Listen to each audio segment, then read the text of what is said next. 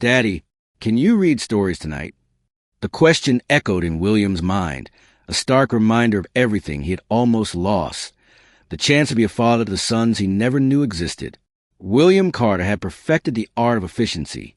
As he strode to the premium terminal at LAX, he was already multitasking, responding to emails on his phone, while directing his personal assistant about meetings scheduled for the following day in New York.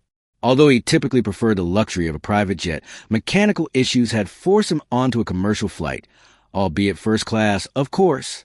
"The Beijing contractors need confirmation by noon tomorrow," he stated, his voice exuding the authority that had propelled Carter Pharmaceuticals into a billion-dollar empire. Push everything else back if necessary. At 38, William embodied success. Tall and distinguished with steel-gray eyes that assessed every situation as if it were a potential investment. He wore a tailored Tom Ford suit and a platinum watch that spoke of his wealth. Yet, it was his resolute expression that truly defined him, a man who had sacrificed everything for his career. As the announcement for first-class boarding echoed through the terminal, William ended his call and moved toward the gate with practiced precision. He had streamlined every aspect of his life for maximum productivity. That was what he told himself 3 years ago when Olivia left him. It wasn't a failure. It was optimization. Relationships were messy, unpredictable, and children? An unnecessary complication. The flight attendant greeted him with a practiced smile as he boarded. "Welcome aboard, Mr. Carter." He acknowledged her curtly and turned into the first-class cabin. Then, the world tilted on its axis. There she was, Olivia, seated in 3A, more beautiful than he remembered. Her honey-blonde hair fell in soft waves around her face, and 3 years had only enhanced her natural grace. But it wasn't her presence that made his blood run cold. It was the 2 small boys seated beside her. William froze mid-step, his meticulously ordered world crumbling around him. The children were identical twins, with dark hair and familiar features that struck him like a physical blow. One of them looked up, revealing eyes that mirrored his own. "Can I have my tablet now, Mama?" the boy asked, his voice ringing out clearly. "Mama." The word echoed in William's mind like a thunderclap. He watched, paralyzed, as Olivia tenderly helped the child with his tablet, her movements those of a practiced mother. The other twin leaned against her, thumb in his mouth, clutching a well-loved stuffed elephant. They had to be about 2 or 3 years old. The timing was undeniable. William's analytical mind kicked in, ruthlessly calculating dates. Their separation, the divorce, all the possibilities, no, the certainties, crashed through his carefully constructed walls. Olivia looked up, perhaps sensing his presence, and their eyes met. He saw the flash of panic cross her face before she quickly looked away, pulling both boys closer to her. Moving on autopilot, William found his seat for C, directly behind them. It was close enough to hear every word, every laugh, and every maternal endearment Olivia spoke to the children. His children. They had to be his children. The flight attendant's safety demonstration faded into white noise as William's mind raced. He had built his empire on careful planning and controlling every variable, but this was chaos incarnate. "Noah, sweetie, please stay in your seat," Olivia's gentle voice carried back to him. "Liam, share the tablet with your brother," she instructed, and William's heart sank further as he realized their names. Noah and Liam. His sons had names. His sons existed. As the plane taxied down the runway, William barely noticed a familiar sight to the airport fading away. Every fiber of his being was focused on the seat ahead, where Olivia expertly managed the twins through takeoff. He watched in disbelief as she distracted them with stories and quiet games, pulling out 2 identical blue sippy cups just as their ears began to bother them during the ascent. It was clear that she had navigated this journey alone, just as she had managed their lives, since he had made it abundantly clear that children were not part of his meticulously planned future. The irony wasn't lost on him. For years, he had prided himself on controlling every aspect of his life. And yet, here was the most significant life change he had ever faced, happening entirely without his knowledge or consent. As the plane leveled off at cruising altitude, William felt a surge of urgency. He pulled out his phone, opening his calendar app with determined intent. He cleared tomorrow morning's schedule with a few swift taps, resolute that this couldn't wait. When the seatbelt sign finally dinged off, he leaned forward, his voice low but firm. "Olivia." She stiffened but didn't turn around. 10 o'clock tomorrow morning. "My office," he asserted, his tone leaving no room for argument. "We need to talk." He watched as her shoulders tensed, and she drew in a deep breath. When she finally spoke, her voice was barely above a whisper. "Yes, we do." The rest of the flight blurred into a haze of suppressed questions and mounting tension. William Carter, the man who had built an empire on absolute control, found himself facing the one thing he had never planned for: fatherhood. As the plane descended toward New York, he realized that, for the first time in his life, he had no idea what to do next. At precisely 9:45 a.m., Olivia Bennett stood in the marble lobby of Carter Pharmaceuticals, her heart pounding against her ribs. The security guard checked her ID, his eyebrows rising slightly at her name. She had kept her married name for the twins' sake, even though few in the building would remember her. "Mrs. Carter? Mr. Carter is expecting you," the guard said, handing her a visitor's badge. The weight of the word Carter felt heavy, a reminder of everything that lay ahead. The elevator ride to the top floor gave Olivia precious moments to collect herself. She had dropped the twins at her sister Madison's apartment, promising to return soon. Madison had offered to accompany her, but this was a conversation Olivia needed to handle alone. William's executive assistant, Regina Walsh, had not aged a day in 3 years. Her perfect posture and immaculate appearance remained unchanged, though surprise flickered across her features when she saw Olivia. "He's waiting for you," Regina said, gesturing toward the familiar double doors. Olivia noticed that she didn't offer coffee, as she used to do when she was the CEO's wife rather than his ex. William stood at the floor-to-ceiling windows when Olivia entered, his back to the door. The office looked exactly as she remembered, minimalist, powerful, every object carefully chosen to project success and control. He turned as the door closed behind her, and for a moment neither spoke. "Sit down, Olivia," he commanded, his voice controlled. Yet she could sense the underlying tension. She chose a chair facing his desk, smoothing her navy dress, the armor she had carefully selected for this moment. William didn't sit. Instead, he paced 3 precise steps before turning to face her. "Were you ever going to tell me?" His voice was edged with disbelief. "I don't know," Olivia answered honestly. "There was no point in lying now. I hadn't planned on seeing you again. Hadn't planned." His laugh held no humor. "You're raising my children, my sons, and you hadn't planned on telling me they existed?" The careful control he maintained slipped, revealing the raw anger beneath. "How could you make that decision for me?" "You made it yourself, William." Olivia's voice remained steady, though her hands clasped tightly in her lap. "Or, don't you remember? Children are anchors. They drag you down, destroy your focus, ruin everything you've built." She quoted his words from memory. "You made your position very clear. That was before." "Before what?" "Before they existed. Does their existence suddenly change your fundamental beliefs about parenthood?" She leaned forward, her tone fierce. "They're not a business proposition, William. They're people. Small, vulnerable people who need stability and love. Not a father who sees them as an inconvenience." William stopped pacing, bracing his hands on the desk, the anger draining from him. "Why didn't you tell me when you found out?"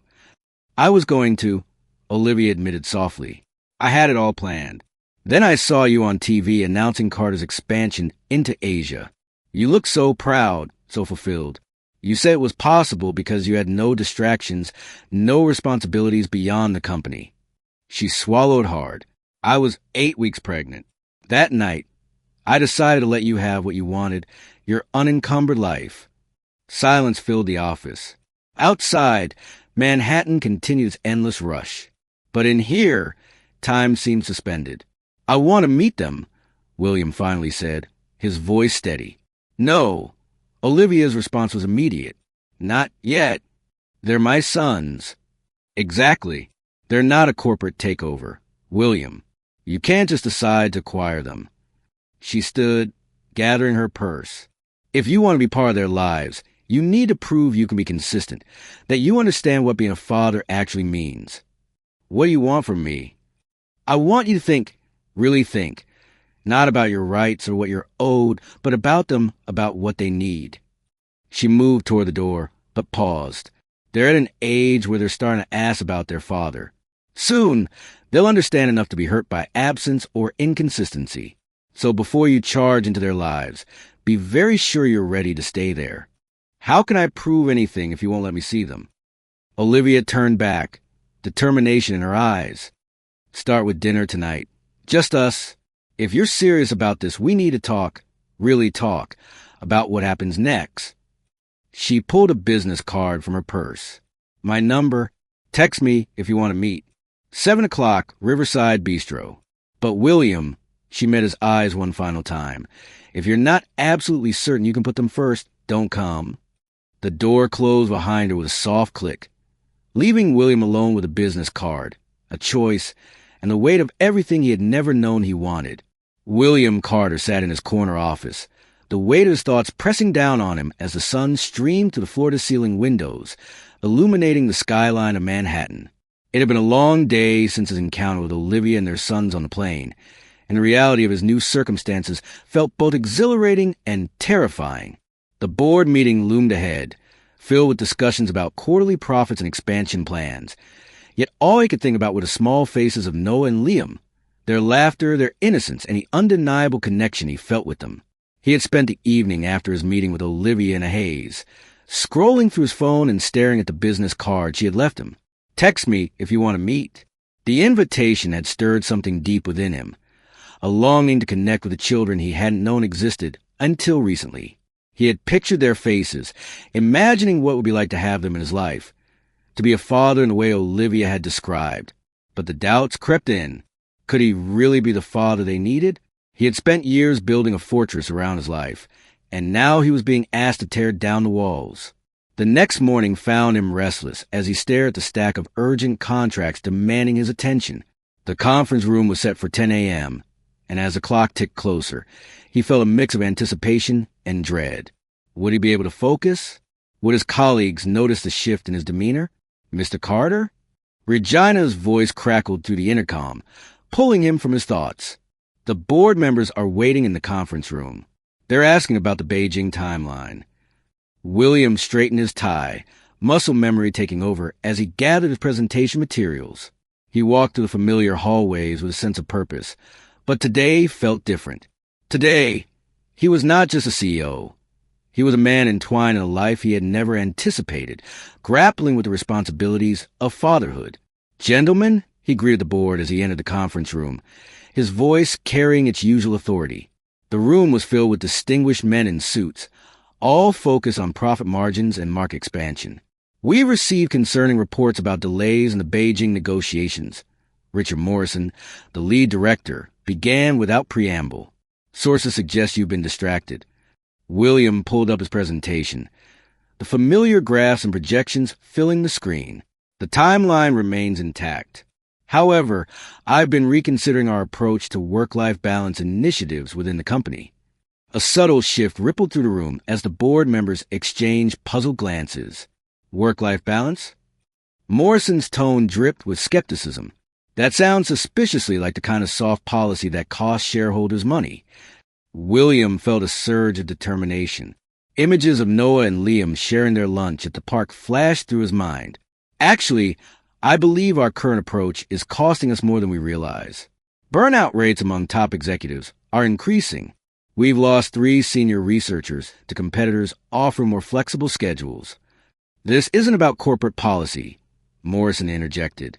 This is about you abandoning our company's principles for recognizing that our employees are human beings. William cut him off, his voice firm.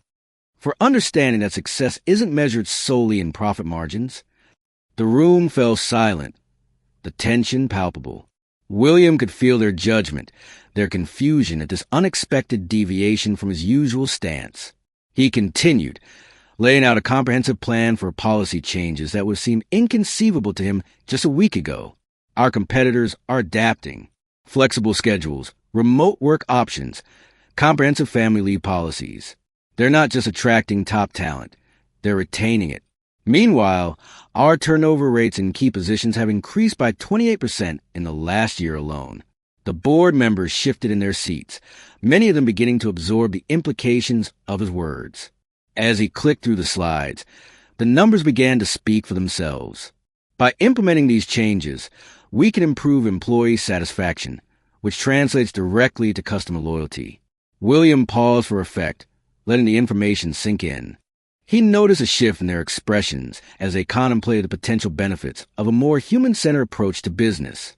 When he finished his presentation, he felt a rush of adrenaline. He had stood up for something he believed in, for the future he envisioned, not just for himself, but for Noah and Liam as well.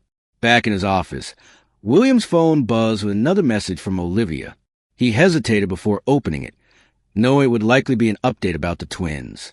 But as he glanced at the photo attached, a snapshot of Noah and Liam laughing together at preschool, he felt a warmth spread through him, a sense of purpose that overshadowed the pressures of the corporate world. "Regina," he called through the intercom, his voice steady and clear. "Clear my schedule for Saturday mornings indefinitely and get me information about preschool schedules in Brooklyn, specifically around Carroll Street." "Sir," Regina's confusion was evident.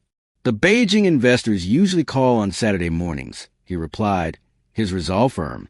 "They can adapt." William opened his laptop, beginning to type furiously.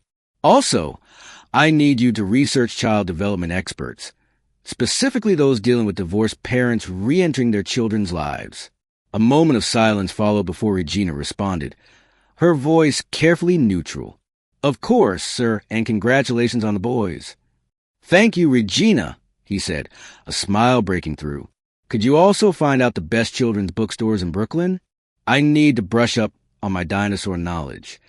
That evening, instead of his usual late-night review of international markets, William found himself sprawled on his penthouse floor, surrounded by children's books and parenting guides.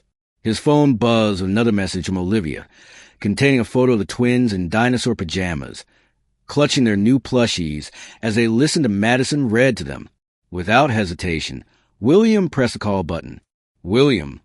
Olivia answered, her voice quiet. "Is everything okay? Would it be all right if I said goodnight to them?" A pause, then rustling sounds. Suddenly, two small voices chorused, "Hi, Daddy." The title hit him like a physical force, and he felt a swell of emotions as he replied, "Hi, boys. I heard you had a big day at school." What followed was a jumbled, excited recounting of their day, with Liam's careful descriptions overlapping Noah's enthusiastic interjections. William listened to every word, making notes about the names and events they mentioned, determined to remember every detail. As he hung up later that night, William remained on the floor, surrounded by the remnants of his research. He understood now that his world was no longer defined by quarterly reports or profit margins. It was about building something valuable, a legacy of love and connection with Noah and Liam, something that could last a lifetime. The weeks that followed were a whirlwind for William. He had finally met Noah and Liam in the park, and the experience had been transformative. What started as a tentative meeting had blossomed into a routine, each Saturday marked on his calendar as his most important commitment. As he engaged more deeply with his sons, he found himself navigating complexities of fatherhood with a mixture of excitement and trepidation. Yet, beneath the surface of this newfound joy lay an undercurrent of anxiety. The demands of his job at Carter Pharmaceuticals had not lessened, and the board was watching him closely. Rumors of his changing priorities had spread, and the tension in the office was palpable. Richard Morrison, his longtime rival, had been particularly vocal about his concerns, questioning whether William could balance his role as a father with the responsibilities of running a major corporation. On one particularly busy morning, William sat in his office, preparing for an important board meeting scheduled for that afternoon. He was reviewing documents when his phone buzzed with an urgent message from Olivia. "It's Noah." He fell at preschool.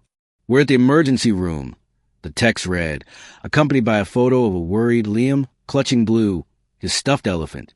Panic surged through William's chest as he grabbed his jacket and rushed out the door, his heart racing. The drive to the hospital felt like an eternity. Images of Noah laughing and playing filled his mind, interspersed with fears of what could have happened. He had never experienced such a profound sense of urgency before. The stakes were personal now, not just professional. When he arrived at Brooklyn Methodist, he found Olivia standing in the waiting area, her eyes red-rimmed but determined. As soon as she spotted him, relief washed over her face. "He's inside," she said, her voice trembling slightly. "They think his arm might be broken." William felt his heart drop. "Is he okay?"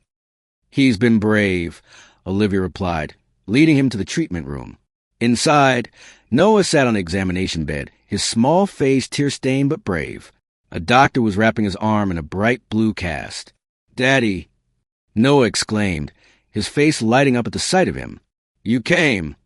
"Of course I came," William said, moving to his son's side. "I'll always come when you need me."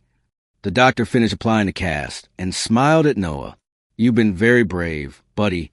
Now you have a cool story to tell your friends." William knelt beside Noah, squeezing his shoulder gently. "We'll get you back on the field in no time, champ. Promise. Promise." Noah echoed, his eyes shining with hope.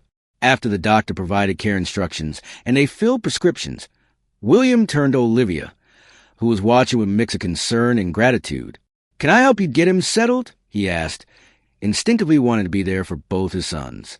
Olivia hesitated. "You have that board presentation." "It can wait," he insisted, his voice firm. "Nothing is more important than being here for him." "Noah and I will be fine with Madison," she said, but William could see the doubt in her eyes. "That's exactly what I was trying to prevent 3 years ago," he said softly, stepping closer. "I want to be involved in all of this, the emergencies, the doctor's visits. I want to be their father, Olivia, really be their father." As they gathered in the parking lot, Noah clung to Olivia, still drowsy from the pain medication. "Can you read stories tonight, Daddy?" Liam asked, looking up at him with hopeful eyes. William met Olivia's gaze over their sons' heads. "If your mom says it's okay," he replied. She studied him for a moment, then nodded. "After your board meeting. Bedtime is at 8. That evening, William found himself nestled between the twins in their beds, reading their favorite dinosaur stories. With each turn of the page, he felt a sense of normalcy settle over him, a belonging he had longed for. As he read about Bronny's adventurous escapades, he noticed Noah's cast, covered in colorful drawings made by his friends. "Can we have one more story?" Noah asked sleepily after the first book ended. "Just one more," William agreed, reaching for another book, feeling contentment wash over him. As they finished the story, William's phone buzzed with notifications, messages from work demanding his attention, but he silenced it without hesitation, focusing on the two small bodies snuggled beside him. This was what mattered now. Later, as Olivia walked him to the door, she looked at him thoughtfully. "You really have changed," she said softly. "I had to," he replied, glancing back at the boys. "They changed me." He saw the flicker of something in her eyes, a glimmer of hope, perhaps, or a recognition of the man he was becoming. "This won't be the last emergency," she warned gently. "There will be more broken bones, more sick days, more school events that conflict with board meetings." "I know," he said firmly, "but I want all of it. I want to be there for everything I missed, everything I almost lost a chance to have." As he drove home that night, William reflected on the day's events. The panic when he got the call, the trust in Noah's face when he promised he would be there for him, and the overwhelming love he felt for his sons. The pressures of work felt insignificant compared to being a father. Determined, William blocked out time in his calendar for T-ball games, doctor's appointments, and school events. The Beijing investors would have to adjust. Everyone would have to adjust because William Carter had finally learned what truly mattered. The connections he had with his children, the love that came with being present, and the importance of family above all else. 3 months had passed since Noah's accident, and the changes in William's life were undeniable. He stood in his penthouse kitchen, flour dusting the granite countertop, surrounded by an array of dinosaur-shaped cookie cutters. Today was a special day, Noah and Liam's 4th birthday party, and William had ensured every detail was perfect. He was determined to make the celebration memorable, a reflection of how far he had come as a father. "Mr. Carter, Regina's voice came through the speakerphone, breaking his concentration.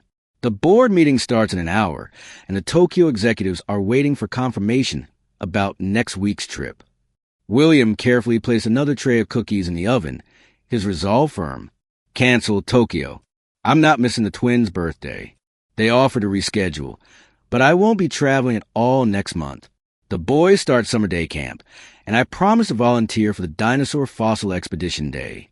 Regina's sigh carried a hint of amusement. I'll revise the quarterly travel schedule. Also, Morrison called again about selling his shares. Let him sell, William replied, his focus unwavering. I never understood where this company is heading anyway. After ending the call, he surveyed his handiwork. Dozens of freshly baked dinosaur cookies cooling on racks, waiting to be frosted. The excitement in the air was palpable, and he couldn't help but smile at the thought of Noah and Liam's reactions when they saw the treats he had prepared. His phone chimed with a text from Olivia. The boys are asking if you're still coming for bedtime stories tonight. Wouldn't miss it, he replied, then added, How do you feel about helping taste test some cookies? Her response was quick. We'll be there in an hour. Fair warning, they're extra excited about tomorrow. William chuckled, recalling their reaction when he had suggested the party at the American Museum of Natural History, complete with a private tour of the dinosaur exhibits. He wanted to create a magical experience for them, one that celebrated not just their birthdays, but the family they were becoming. As soon as Olivia and the boys arrived, the kitchen transformed into a joyful chaos of laughter and frosting. Noah and Liam burst in, their eyes wide with excitement. Daddy, did you make all these? Noah exclaimed, pointing at the colorful cookies. I did. William grinned, lifting up a cookie shaped like a T-Rex. Want to help decorate them? Yeah. Liam shouted, his enthusiasm infectious. The three of them gathered around the counter, creating a delightful mess of sprinkles and frosting. William's heart swelled with happiness as he watched his sons immerse themselves in the task, their laughter filling the room. Look, Mama, Daddy makes the best cookies, Noah declared, his face smeared with blue frosting. Better than the bakery? Olivia teased, arching an eyebrow. Way better. Liam chimed in, nodding seriously. Because he makes them special for us. William caught Olivia's eye, and they shared a moment filled with unspoken understanding. These were the moments he had longed for, the simple joys that made life truly rich. After the cookies were decorated and the kitchen cleaned up, William led the boys to the guest room, which had been transformed into a colorful space filled with dinosaur-themed decorations. We're going to look so fancy, Noah exclaimed, bouncing with excitement as he inspected their party outfits hanging on the closet door. Like Daddy, Liam added, touching his small blue tie, an adorable mirror of William's own. Later, as the boys settled into their beds for story time, William felt a sense of peace envelop him. He nestled between them, pulling out their favorite dinosaur books. As he began to read about Bronny's adventures, he was filled with gratitude for the chance to be present in their lives. Can we have one more story? Noah asked sleepily when the first book ended. Just one more, William agreed, reaching for another. As he read, he noticed Noah's cast, now covered in colorful drawings and signatures from friends. After finishing the last story, William's phone buzzed again, likely another urgent message from work. But this time, he silenced it without a second thought. Nothing mattered more than these moments with his sons. As he walked Olivia to the door after the boys fell asleep, she looked at him with a mixture of admiration and concern. You really have changed, she said softly, her eyes reflecting the journey they had both undergone. I had to, he replied, glancing back toward the boys' rooms. They changed me. Olivia's expression softened, and for a moment, they stood together in silence, their shared history and hopes for the future hanging in the air between them. This won't be the last emergency, she warned gently. There will be more broken bones, more sick days, more school events that conflict with board meetings. I know, he said firmly, but I want all of it. I want to be there for everything I missed, everything I almost lost a chance to have. As he drove home that night, William reflected on the day, the joy of baking cookies, the laughter shared during story time, and the realization of how much he had gained since reconnecting with his sons. The pressures of work felt trivial compared to the love and connection he was building with Noah and Liam. Determined, William resolved to maintain his commitment to family. He began blocking out time in his calendar for T-ball games, doctor's appointments, and school events. The Beijing investors would have to adjust. Everyone would have to adjust because William Carter had finally learned what truly mattered: the bonds of family, the love that came of being present, and the importance of nurturing those connections above all else.